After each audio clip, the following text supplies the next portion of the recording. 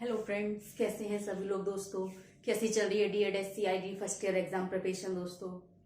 दोस्तों एग्जाम का टाइम बहुत ही कम रह गया है और आज का क्लास जो रहेगा आपका मोस्ट इम्पोर्टेंट क्वेश्चंस पर बात करेंगे। कोर्स 3 पर, कोर्स 2 तक हम बात कर चुके हैं, तो कोर्स 3 के लिए जो हमारे मोस्ट इम्पोर्टेंट क्वेश्चंस है पार्ट ए और पार्ट बी के लिए, उनको लेकर आए हैं। तो आज हम पूरे 20 प्रश्नों पर बात करेंगे जो कि हमारे कोर्स 3 से रिलेटेड है और बहुत ही ज्यादा मोस्ट इम्पोर्टेंट होने वाले हैं पार्ट ए और पार्ट 2, मतलब पार्ट बी के लिए। यानी कि 1 नंबर में पूछे जाने वाले प्रश्न और 2 नंबर में जो प्रश्न पूछे जाते हैं उनसे संबंधित कुछ महत्वपूर्ण प्रश्नों पर आज हम बात करेंगे। तो चलिए स्टार्ट करते हैं आज का क्लास। क्वेश्चन नंबर फर्स्ट देखिए, किसी तत्व के विभिन्न आयामों का प्रतीक प्रदान करना क्या कहलाता है। यानी कि किसी तत्व को विभिन्न आयामों को प्रतीक प्रदान करना क्या कहलाता है।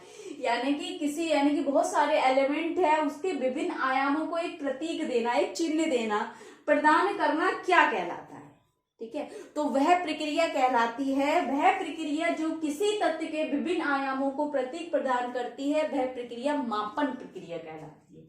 किसकी प्रक्रिया कहलाती है? मापन की, यानी कि मेजरमेंट की।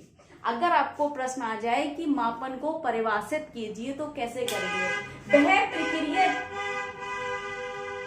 वह प्रक्रिया जिस प्रक्रिया में किसी तत्व के विभिन्न आयामों को प्रतीक प्रदान किया जाता है, या किसी तत्व के विभिन्न आयामों को प्रतीक प्रदान करना ही मापन कहलाता है। इस तरीके से आपको एक लाइन में सटीक आंसर देना है, चाहे वो 1 नंबर में पूछे चाहे वो 2 नंबर में पूछे। 1 नंबर में आ भी सकता है, नहीं भी आ सकता है, लेकिन 2 नंबर में इसकी परिभाषा मोस्ट इंपोर्टेंट है कि आपसे पूछ लेगा मेजरमेंट को डिफाइन कीजिए। ठीक है, क्वेश्चन नंबर 2 देखिए, सीखने सिखाने की निश्चित अवधि के बाद बच्चों की वास्तविक उपलब्धि स्तर जांचने की प्रक्रिया क्या कहलाती है।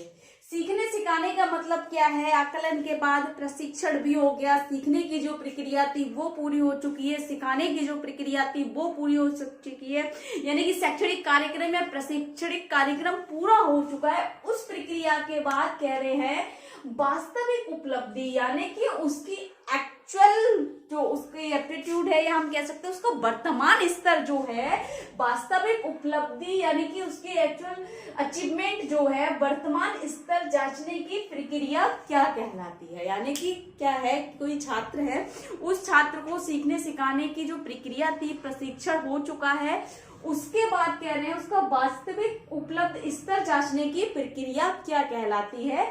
तो वह प्रक्रिया मूल्यांकन कहलाती है। मूल्यांकन यानी कि इवैल्यूएशन, इवैल्यूएट करना। अब प्रश्न आ जाए इस तरीके से, मूल्यांकन को परिभाषित कीजिए, तो आपको पता होना चाहिए सीखने सिखाने की निश्चित अवधि के बाद या प्रशिक्षण के निश्चित अवधि के बाद बच्चों की वास्तविक उपलब्धि स्तर जांचने की प्रक्रिया मूल्यांकन कहलाती है। क्वेश्चन नंबर 3 देखिए, सतत एवं व्यापक मूल्यांकन किस पर आधारित होता है। चाहे वो सतत एवं व्यापक मूल्यांकन हो, चाहे वो आकलन हो, चाहे वो पाठ्यक्रम हो, चाहे शिक्षण कार्यक्रम हो, यानी कि शिक्षण या छात्र से संबंधित जितने भी प्रोग्राम हो गए, जितने भी कार्यक्रम हो गए, जितनी भी प्रक्रियाएं हो गई, सब किस पर आधारित होती हैं? छात्र पर आधारित होती हैं। ठीक है, यहाँ पर कहते हैं पाठ्यक्रम किस पर आधारित है? छात्र पर आधारित। पाठ्यक्रम का केंद्र बिंदु क्या है? छात्र है। शिक्षण का केंद्र बिंदु क्या है? छात्र है। ठीक है, सतत एवं व्यापक मूल्यांकन का केंद्र बिंदु या आधार किस पर है? छात्र है। आकलन का केंद्र बिंदु क्या है? छात्र है। तो बहुत सारी ऐसी चीजें हैं जिनका केंद्र बिंदु या आधार या निर्भर किस पर होता है? छात्र पर होता है। तो सतत एवं व्यापक मूल्यांकन किस पर आधारित होता है? छात्र पर आधारित होता है। क्वेश्चन नंबर 4 देखिए, प्रशिक्षण से पूर्व छात्र संबंधी क्रियाओं कौशलों का आंकना या जांचने की प्रक्रिया क्या कहलाती है। यानी कि प्रशिक्षण से पूर्व, यानी कि सीखने सिखाने की प्रक्रिया से पूर्व, प्रशिक्षण से पूर्व छात्र संबंधी क्रियाओं को और उसके कौशलों को आंकने या जांचने की प्रक्रिया क्या कहलाती है? आकलन कहलाती है दोस्तों, असेसमेंट। ठीक है, एक चीज ध्यान रखना, जो सीखने सिखाने से पहले की प्रक्रिया है वो आकलन प्रक्रिया है, सीखने सिखाने के पश्चात की प्रक्रिया जो है वो मूल्यांकन है। क्वेश्चन नंबर 5 देखिए, मूल्यांकन एवं आकलन का क्षेत्र कैसा होना चाहिए? तो मूल्यांकन और आकलन का क्षेत्र विस्तृत एवं व्यापक होना चाहिए। विस्तृत एवं व्यापक। विस्तृत का मतलब बहुत बड़ा होना चाहिए, व्यापक का मतलब फैला होना चाहिए, उससे संबंधित होना चाहिए। क्वेश्चन नंबर 7 देखिए, मूल्यांकन प्रक्रिया चलनी चाहिए, यानी कि मूल्यांकन की प्रक्रिया कैसी होती है या मूल्यांकन की प्रक्रिया कैसी होनी चाहिए या मूल्यांकन किस रूप में होना चाहिए? तो मूल्यांकन की प्रक्रिया सतत रूप में होनी चाहिए, सतत रूप से चलनी चाहिए, या मूल्यांकन की प्रक्रिया सतत होती है। सतत का मतलब आप समझते हैं, लगातार, बार बार।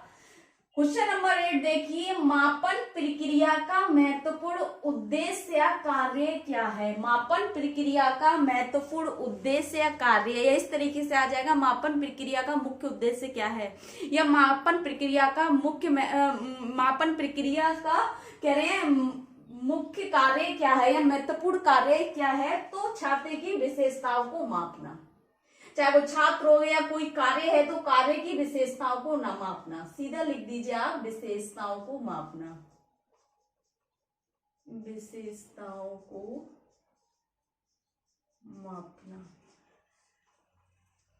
क्वेश्चन नंबर 9 देखिए, एक संक्षिप्त सरल प्रक्रिया है, यानी कि कह रहे हैं एक संक्षिप्त सरल प्रक्रिया जिसका उपयोग शिशुओं की पहचान करने के लिए किया जाता है, वह प्रक्रिया क्या कहलाती है? यानी कि एक ऐसी प्रक्रिया है, संक्षिप्त है, बहुत सरल है, बहुत छोटी है, ठीक है, बहुत इजी है, जिसका उपयोग शिशुओं की पहचान करने के लिए किया जाता है, तो वह प्रक्रिया क्या कहलाती है? वह प्रक्रिया स्क्रीनिंग कहलाती है, यानी कि जिसे हिंदी में आवरण कहा जाता है, ठीक है, स्क्रीनिंग।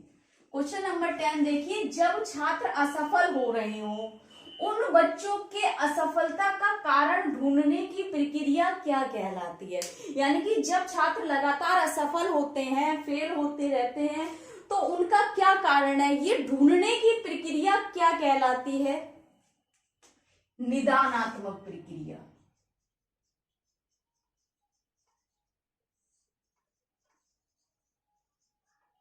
और प्रश्न इस तरीके से भी आ सकता है कि निदानात्मक प्रक्रिया किस प्रक्रिया के पश्चात की जाती है? तो मूल्यांकन के बाद निदानात्मक प्रक्रिया आती है हमारी। क्वेश्चन नंबर 10 देखिए, छात्रों की कमियों को दूर करने के लिए किया गया शिक्षण क्या कहलाता है? यानी कि जो असफल हो रहे थे छात्र, उनकी कमियां जब दूर करने के लिए किया गया शिक्षण क्या कहलाता है? तो छात्रों की कमियों या त्रुटियों को दूर करने के लिए किया गया शिक्षण उपचारात्मक शिक्षण कहलाता है, जिसे रेमेडियल सेशन भी कहते हैं। उपचारात्मक शिक्षण, रेमेडियल टीचिंग जिसे बोलते हैं, ठीक है। क्वेश्चन नंबर 12 देखिए, उपचारात्मक शिक्षण किस शिक्षण के उपरांत सफल एवं संभव होता है? यानी कि हम उपचारात्मक शिक्षण कब कर सकते हैं या किस शिक्षण के बाद कह सकते हैं? यहाँ पर शिक्षण ना होकर के उपचारात्मक शिक्षण किस प्रक्रिया के उपरांत? शिक्षण भी हो सकता है, प्रक्रिया भी हो सकता है, ठीक है ना, शिक्षण भी ठीक है, प्रक्रिया भी ठीक है, तो किस शिक्षण या प्रक्रिया के उपरांत सफल एवं संभव होता है? निदानात्मक शिक्षण के बाद, या निदानात्मक प्रक्रिया के बाद, या निदानात्मक मूल्यांकन के बाद। मूल्यांकन प्रक्रिया के बाद। क्वेश्चन नंबर 13 देखिए, मूल्यांकन के प्रकार लिखिए। मूल्यांकन के प्रकार बहुत सारे प्रकार हैं, लेकिन मुख्य मूल्यांकन के प्रकार जो है वो ही हम इसमें लिखेंगे, क्योंकि मूल्यांकन के अगर प्रकार देखे जाए तो बहुत सारे और किसी एक मूल्यांकन के अन्य नाम भी है, लेकिन जो मुख्य मूल्यांकन है वो कौन कौन से हैं देखिए। सबसे पहला है निर्माणात्मक,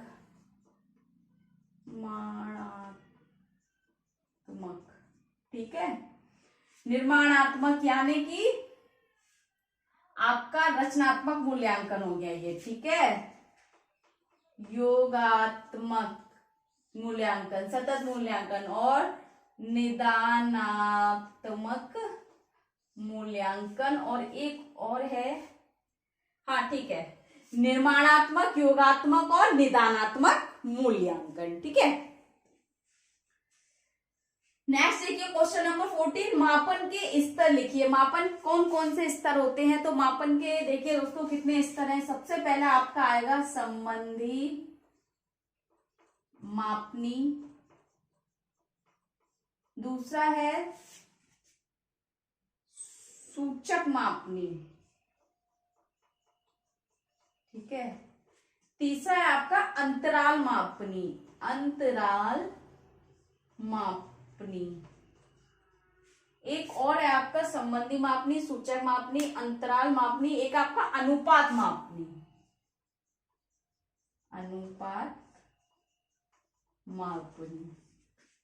ठीक है, ये हमारे मापन के स्तर है, संबंधी मापनी, सूचक मापनी, अंतराल मापनी और अनुपात मापनी।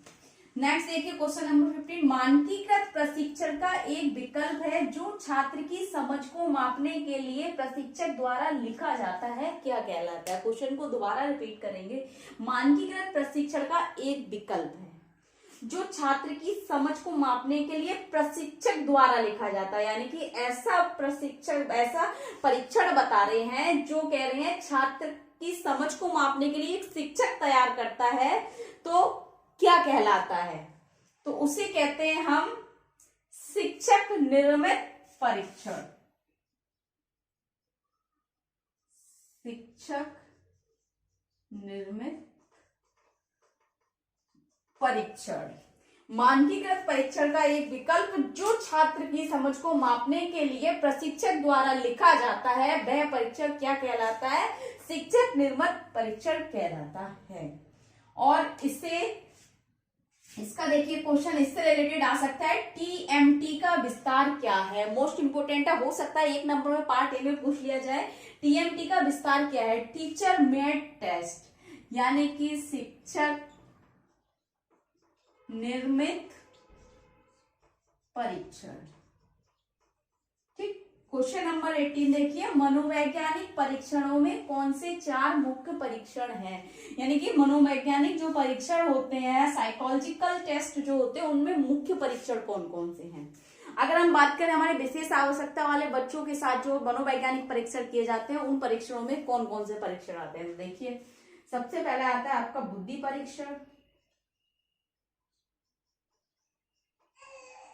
ठीक है, दूसरा आता है व्यक्तित्व परीक्षण, उसके बाद आता है रुचि परीक्षण, ठीक है, उसके बाद आता है आपका योग्यता परीक्षण, योग्यता परीक्षण। ये सभी परीक्षण हमारे इसमें आते हैं। यानी कि मनोवैज्ञानिक परीक्षणों में 4 मुख्य परीक्षण हैं, बुद्धि परीक्षण, व्यक्तित्व परीक्षण, रुचि परीक्षण और योग्यता परीक्षण। नेक्स्ट क्वेश्चन देखिए, क्वेश्चन नंबर 19, किसी व्यक्ति के लिए निर्देशात्मक प्रशासनिक मार्गदर्शन निर्णय लेने के लिए जानकारी एकत्र करना और विश्लेषण करना क्या कहलाता है? तो आकलन कहलाता है दोस्तों, आकलन। कह रहे हैं किसी व्यक्ति के लिए निर्देशात्मक प्रशासनिक निर्णय लेने और जानकारी एकत्र करने के लिए और उसको विश्लेषण करना क्या कहलाता है? आकलन कहलाता है। ठीक, नेक्स्ट देखिए क्वेश्चन नंबर 20, सीबीए का विस्तार। सीबीए यानी कि करिकुलम बेस्ड असेसमेंट, यानी कि छात्र या पाठ्यक्रम आधारित आकलन, करिकुलम बेस्ड असेसमेंट। ठीक है, तो आज हमने पूरे 20 प्रश्नों पर बात की है कोर्स थर्ड से। तो कोर्स थर्ड में जो हमारे बहुत ही ज्यादा मोस्ट इंपोर्टेंट क्वेश्चंस थे, जो मुझे लग रहा था कि शॉर्ट रूप से इस तरीके से क्वेश्चन पूछे जा सकते हैं, तो उन सभी से रिलेटेड, सभी टॉपिकों से रिलेटेड आपको मोस्ट इंपोर्टेंट क्वेश्चन करा दिए गए हैं। कोर्स 4 के भी हम क्वेश्चन बहुत जल्दी ही अपलोड करेंगे और फुल फॉर्म्स की क्लास भी जल्दी देंगे। थोड़ा टाइम लग जाता है दोस्तों, क्लास नहीं कर पाते हैं, बच्ची छोटी है तो उसके साथ टाइम नहीं दे पाती हूँ, लेकिन हाँ ये प्रॉमिस कर रही हूँ कि आपकी कोर्स शिक्षक की कंप्लीट वीडियो आपको मिलेंगी मोस्ट इंपोर्टेंट क्वेश्चन से, ठीक है। और ये कोशिश करेंगे कि मॉडल पेपर भी आपको कराए जाए कि किस तरीके से आपका एग्जाम पेपर पैटर्न क्वेश्चन पूछता है। तो अगर आपको कुछ समझ नहीं आ रहा है, कुछ डाउट लग रहा है या कुछ गलत लग रहा है तो कमेंट बॉक्स में जाके कमेंट करें। अगर वीडियो यूजफुल है तो वीडियो को लाइक करें, चैनल को सब्सक्राइब करें, बेल आइकन को प्रेस करें ताकि नेक्स्ट आने वाली क्लास आप तक पहुंचती रहे। दोस्तों thank you so much, all the best.